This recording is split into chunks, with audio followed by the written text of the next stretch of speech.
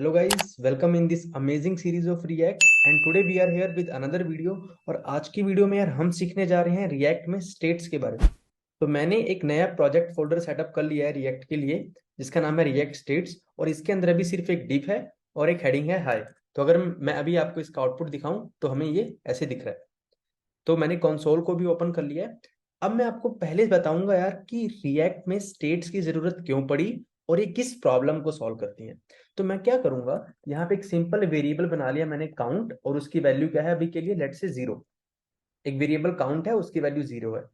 And यहाँ पे मैं दिखा रहा हूँ, हे योर काउंट इज, एंड जो भी उस वेरिएबल की वैल्यू है वो मैंने यहाँ पे दिखा दी। उसको एग्जीक्यूटेबल कैसे बनाया, with the help of curly brackets. And मेरे पास दो बटन है, पहला है प्लस जो कि इस काउंट को इंक्रीज करेगा, और दूसरा बटन है माइनस जो कि इस काउंट को डिक्रीज करेगा। मैं चाहता हूं जैसे ही मैं इस प्लस बटन पे क्लिक करूं इस वेरिएबल की वैल्यू 1 से इंक्रीज हो जाए। तो हम फंक्शन बनाएंगे एक इंक्रीज करके। वो क्या करेगा, ये जो वेरिएबल काउंट है इसकी वैल्यू को +1 कर देगा। और हम एक और फंक्शन बनाएंगे डिक्रीज, जिसका नाम होगा, और ये क्या करेगा, ये जो काउंट वेरिएबल है इसकी वैल्यू को 1 से डिक्रीज करेगा, जो भी उसकी एग्जिस्टिंग वैल्यू है उसको 1 से डिक्रीज करेगा और इसको असाइन कर देगा। तो जब आप इस फंक्शन को कॉल करोगे तो ये अगर 0 है अभी तो इसको 1 कर देगा, अगर 1 है तो इसको 2 कर देगा। अगर आप इस फंक्शन को कॉल करोगे तो उसकी वैल्यू को बाय 1 डिक्रीज कर देगा। मैं चाहता हूं कि जैसे ही कोई भी बंदा इस बटन पर क्लिक करे उसकी वैल्यू इंक्रीज हो जाए। तो हमें यहाँ पे एक इवेंट लिस्नर लगाना है, वो हमने लास्ट वीडियो में सीखा था। तो मैंने यहाँ पे ऑन क्लिक का इवेंट लिस्नर लगाया। जैसे ही कोई बंदा इस बटन पे क्लिक करेगा मैं इंक्रीज फंक्शन को कॉल कर दूंगा। और आपको यहाँ पे कॉल नहीं करना है, आपको सिर्फ फंक्शन का नेम देना है। एंड जैसे ही मैंने डिक्रीज पे क्लिक किया, माइनस बटन पे क्लिक किया, तो ये जो डिक्रीज वाला फंक्शन है आप इसको कॉल कर दो। तो अभी हमने एक सिंपल सी एप्लीकेशन बना ली है जिसमें ये जो काउंट वेरिएबल है इसकी वैल्यू हमें यहाँ पे विजिबल है, और दो बटन्स है।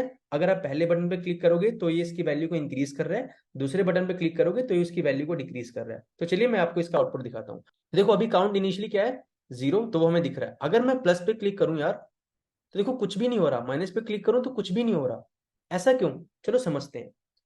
मैंने यहाँ पे क्या किया, console डॉट लॉग कर दिया काउंट, और यहाँ पे भी मैंने console डॉट लॉग काउंट कर दिया। कि जब मैं काउंट की वैल्यू को 1 से इंक्रीज करूंगा तो मैं देखूंगा कि क्या उसकी वैल्यू इंक्रीज भी हुई है, और जब मैं डिक्रीज करूंगा तो भी मैं उसको कंसोल में लॉक करा दूंगा और मैं चेक करूंगा क्या उसकी वैल्यू डिक्रीज भी हुई है। क्योंकि दिक्कत ये आ रही है कि मैं प्लस पे क्लिक कर रहा हूँ तो यहाँ पे अपडेट नहीं हो रहा। तो हम ये वेरीफाई करेंगे कि क्या उनकी वैल्यूज अपडेट हो भी रही हैं। तो मैं यहाँ पे लिख दूंगा इंक्रीज, एंड मैं यहाँ पे लिख दूंगा डिक्रीज, एंड जो भी उसकी अपडेटेड वैल्यू है वो प्रिंट करा दो। तो चलो देखते हैं।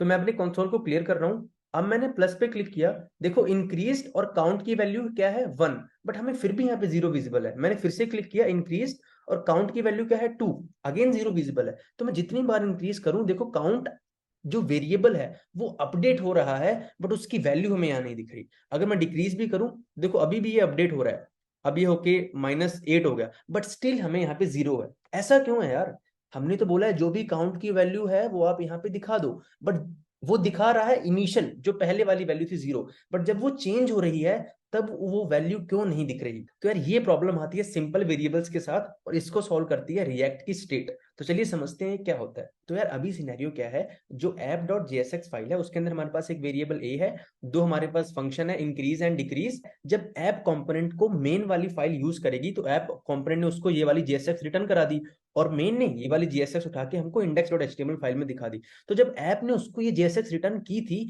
तो जो भी वेरिएबल a की वैल्यू थी उसने यहाँ पे लगा दी थी। तो हमको यहाँ पे a की जगह अभी क्या दिख रहा है, इनिशियली 0। तो हमें आउटपुट में क्या आ रहा है, देखो 0।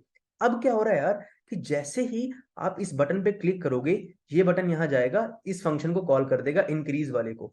तो इसने क्या किया, a की वैल्यू 0 से हटा के उसने 1 कर दी।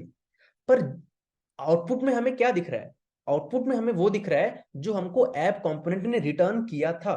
जब ऐप कंपोनेंट ने हमको JSX रिटर्न की थी तब a की वैल्यू क्या थी, शुरू में a की वैल्यू 0 थी, तो उसने वो वैल्यू उठा के हमको रिटर्न करा दी थी।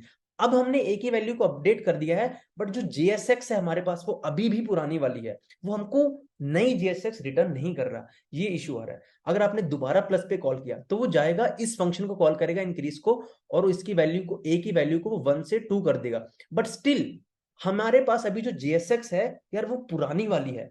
अगर आप चाहते हो कि आपको अपडेटेड वैल्यू यहाँ पे दिखे, तो जैसे ही आप इसको चेंज कर रहे हो, ऐप कंपोनेंट हमको दोबारा रिटर्न करे JSX, और जो पहले दिख रहा है उसको ओवरराइट करके जो अपडेटेड चीज आई है वो हम दिखाएं, तो हमको ये आउटपुट में आएगा।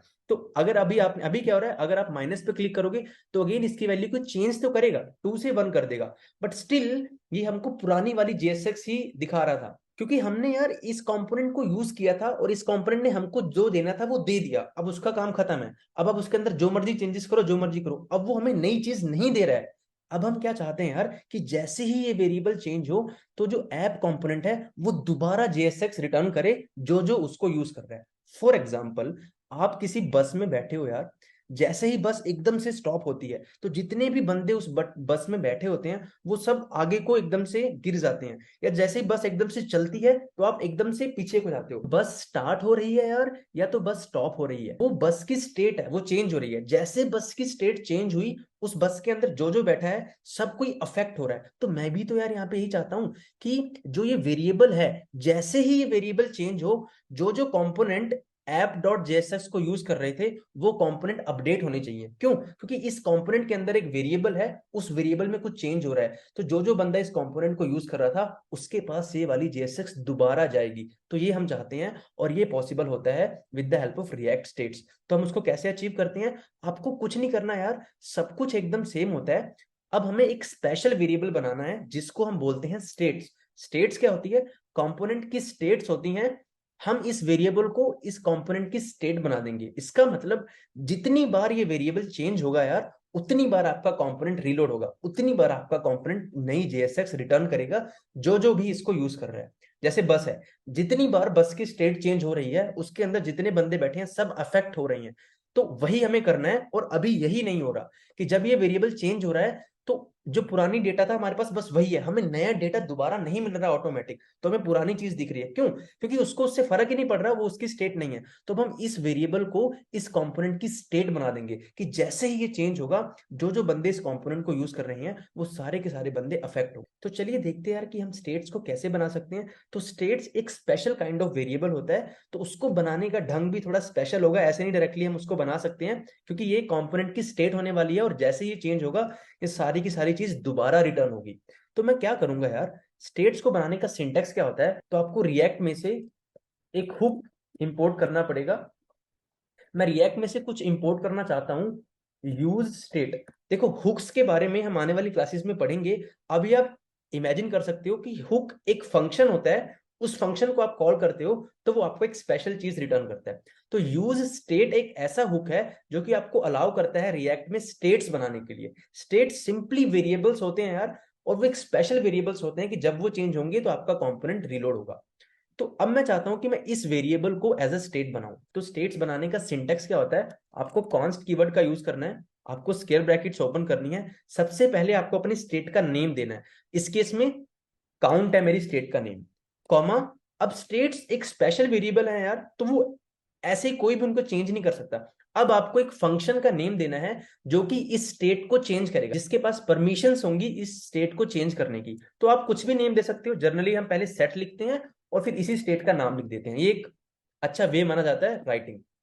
इक्वल्स टू, आपको लिखना है ये हुक जो आपने इंपोर्ट किया है इसको लिखो और इसको कॉल कर दो, एक फंक्शन है, और यहां पे आपको इसकी इनिशियल वैल्यू देनी पड़ती है। तो मेरी स्टेट का नाम है काउंट और इसकी इनिशियल वैल्यू क्या होनी चाहिए? 0। तो मैंने यहाँ पे क्या लिख दिया? 0। तो ये स्टेट बनाने का तरीका होता है। क्या? सबसे पहले आपको कॉन्स्ट कीवर्ड का यूज करना है, फिर स्क्वायर ब्रैकेट में आपको दो चीजें देनी है। सबसे पहला आपकी स्टेट का नाम, और दूसरा वो फंक्शन जिसके पास प्रिविलेजेस होंगी इस स्टेट को चेंज करने की।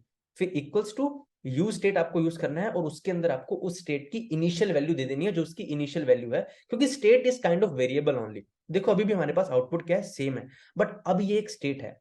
अब जैसे ही आप इस बटन पे क्लिक करोगे, मैं इसको चेंज करने की कोशिश कर रहा हूं। तो मैंने आपको क्या बोला था यार, स्टेट्स वेरिएबल्स की तरह नहीं होती, इनके चेंज होने पे ये कंपोनेंट रीलोड होगा। तो इनको आप डायरेक्टली ऐसे चेंज नहीं कर सकते, इस स्टेट के साथ जो फंक्शन एसोसिएटेड है, बस इसी फंक्शन के पास परमिशन होती है यार इसको चेंज करने की। जैसे आप बस में बैठे हो तो बस की स्टेट क्या है? या तो बस चलेगी या तो बस रुकेगी, बट क्या आप पैसेंजर हो तो क्या आप उसको रोक सकते हो? नहीं। जो उसको चला रहा है ड्राइवर, सिर्फ ड्राइवर के पास प्रिविलेजेस होती हैं बस को स्टॉप करने की या बस को चलाने की। बट अगर बस स्टॉप हो रही है, चल रही है, अफेक्ट आप सभी के होगा, बट वो आप नहीं कर सकते, प्रिविलेजेस सिर्फ ड्राइवर के पास है। तो इसी तरह जब हमने काउंट नाम की स्टेट बनाई जिसकी इनिशियल वैल्यू 0 है, तो इस स्टेट को अगर आपको चेंज करना है तो आपको इस फंक्शन को कॉल करना पड़ेगा, आप डायरेक्टली स्टेट्स को चेंज नहीं कर सकते। तो मैं क्या बोलूंगा, ये स्टेट की अपडेटेड वैल्यू है, मैं क्या बोलूंगा, सेट काउंट। मैं इस फंक्शन को कॉल करूंगा, मैं इसको बोलूंगा कि अब मुझे स्टेट को चेंज करना है। ये फंक्शन इस स्टेट को चेंज कर सकता है, बस आपको इस फंक्शन को कॉल करना है और ब्रैकेट्स में आपको अपडेटेड वैल्यू देनी है। तो अपडेटेड वैल्यू क्या होगी, जो इसकी अभी वैल्यू है उसमें आप +1 कर दो। इसमें क्या होगा, फिर से मैं बोलूंगा कि जैसे ही कोई बंदा डिक्रीज पे क्लिक करेगा, मैं इस स्टेट को डिक्रीज इस मैं इस स्टेट को चेंज करना चाहता हूं, वो कैसे होगा, इस फंक्शन को मुझे कॉल करना पड़ेगा। मैं डायरेक्टली ऐसे नहीं लिख सकता कि काउंट इक्वल्स टू काउंट -1, ये अलाउड नहीं है क्योंकि आप ड्राइवर नहीं हो। तो सेट काउंट और उसकी वैल्यू को क्या, अब ब्रैकेट में आपको अपडेटेड वैल्यू देनी है, तो अपडेटेड वैल्यू क्या होगी, काउंट -1। तो अब देखो, अब अगर मैं यहाँ पे आऊं, मैं प्लस करूं, तो देखो जैसे स्टेट चेंज हो रही है मुझे अपडेटेड वैल्यू दिख रही है, मैं डिक्रीज कर रहा हूं मुझे अपडेटेड वैल्यू दिख रही है। तो अभी हमारा सही चल रहा है। तो मैं आपको व्हाइट बोर्ड पे दिखाता हूं कि ये कैसे वर्क कर रहा है। तो इनिशियली मेन फाइल ने ऐप कंपोनेंट को यूज किया, तो जो ऐप कंपोनेंट है उसने इसको JSX दी और वो आपको दिख रही है, और उसकी वैल्यू क्या थी, 0, तो यहाँ पे 0 दिखी। अब जैसे ही आपने इंक्रीज बटन को कॉल किया, अब जो वेरिएबल ए है, अब ये सिंपल वेरिएबल नहीं है, अब हमने इसको एज अ स्टेट बना दिया है, यूज स्टेट हुक का यूज करके। अब ये स्टेट है, मतलब जैसे ही ये चेंज होगा ये सबको अफेक्ट करेगा। तो अब बटन जैसे आपने प्लस पे क्लिक किया तो ये वाला बटन कॉल हुआ और इसने इस स्टेट की वैल्यू को 1 से इंक्रीज कर दिया। जो बंदा इस स्टेट को चेंज कर सकता है उसको बोला कि स्टेट को आप 1 से इंक्रीज कर दो। तो अब स्टेट 0 से क्या हो गई, 1। तो अब जैसे ही इसमें चेंजेस हुए हैं, अब इसको पता है एक सिंपल वेरिएबल नहीं है, ये एक स्टेट है। तो जैसे इसमें चेंजेस हुए हैं, जो जो बंदा मुझे यूज कर रहा है मुझे उसको दोबारा JSX रिटर्न करनी पड़ेगी अपडेटेड वैल्यू दिखाने के लिए। तो अब इसको मैंने 1 से इंक्रीज किया, तो अब दोबारा ये मेन डॉट JSX को एक नई JSX रिटर्न करेगा। तो अब ये क्या करेगा यार, अब इसकी वैल्यू 1 हो गई है, तो यहाँ पे आएगा और इसकी जगह ये क्या कर देगा, 1, और इस अपडेटेड वैल्यू को ये उठा के मेन को दे देगा, क्योंकि मेन ही तो ऐप कंपोनेंट को यूज कर रहा है, और मेन इस अपडेटेड वैल्यू को उठा के हमको इंडेक्स में दिखाएगा। तो जो पहले इंडेक्स में था वो डिलीट हो गया और अपडेटेड वैल्यू आ गई हमारे पास, ये काउंट 1 वाली। अब दोबारा आपने प्लस पे क्लिक किया तो दोबारा इसकी वैल्यू 1 से क्या हो गई, 2। अब अगेन ये स्टेट इसमें कुछ चेंज हुई है, तो ये दोबारा इसको JSX रिटर्न करेगा, और उसमें एक एक की जगह क्या होगा, 2, और मेन उसको हमारे इंडेक्स में दिखा रहा है। तो अब यहाँ पे आपको एक की जगह क्या दिखेगा, 2। अब आपने इस नेगेटिव वाले बटन पे क्लिक किया तो इसने डिक्रीज फंक्शन को कॉल किया। तो डिक्रीज फंक्शन भी तो यही कर रहा है, सेट काउंट को बोल रहा है भाई ड्राइवर जो तुम्हारी स्टेट है तुम उसको 1 से डिक्रीज कर दो। तो उसने इसको 2 से दोबारा क्या कर दिया, 1। अगेन स्टेट चेंज हुई है, तो ऐप कंपोनेंट क्या बोलेगा कि जैसे ही मेरी स्टेट चेंज हुई है, वो सारे बंदे जो मुझे यूज कर रहे हैं उनको मैं अपडेटेड JSX रिटर्न करा दूंगा। तो ये दोबारा मेन वाली फाइल को अपडेटेड JSX देगा, तो उसमें अब ए की वैल्यू जो भी होगी वो दिख जाएगी। तो ए की वैल्यू क्या है, 1। तो यहाँ पे JSX आई और यही हमें फ्रंट एंड में दिखा रहा है, दोबारा यहाँ पे 2 से 1 हो जाएगा। तो बस यार ये होती हैं स्टेट्स, एक स्पेशल वेरिएबल होती हैं जो कि उस कंपोनेंट की स्टेट मानी जाती हैं। तो जैसे ही उसकी स्टेट चेंज होती है, जो जो बंदे उस कंपोनेंट को यूज कर रहे होंगे उनके पास रिटर्न बार बार बार बार बार बार JSX रिटर्न होती है अपडेटेड वाली। आई होप गाइज आपको स्टेट्स का कॉन्सेप्ट समझ आया होगा, और आने वाली वीडियोस में हम इन स्टेट्स को बहुत अच्छे से पढ़ेंगे यार, इनके बारे में सब कुछ डिस्कस करेंगे, बिकॉज ये बहुत इंपॉर्टेंट कॉन्सेप्ट है। सो आज की वीडियो के लिए इतना ही, मिलते हैं नेक्स्ट वीडियो में। Make sure you subscribe the channel and hit the like button.